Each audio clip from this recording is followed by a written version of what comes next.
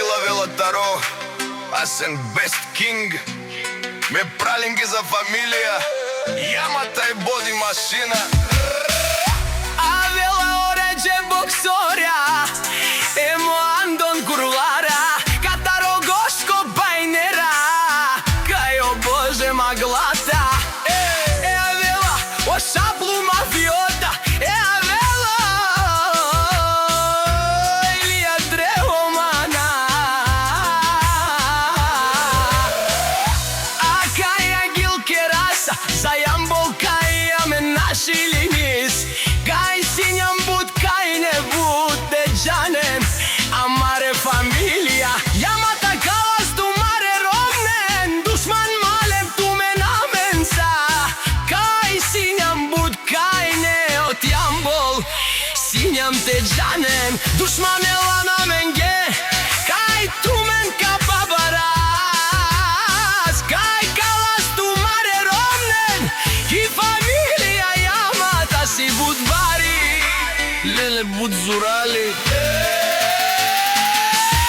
Teđanen e Avela, Asen Best King, Kataro vodi mašina.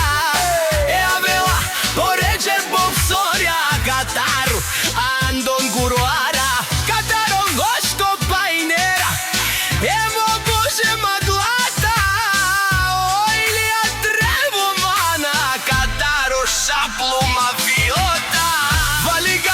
Za familija jamata, pak mi varuj, lele na nekom te marela me, lele i gaj, sinjam bud kajne, a me sinjam saroruva, legene darija, a me naši, resen, nik naši, marenka babaraš, tu men te džanem, kalas tu mare romnen, te sunen,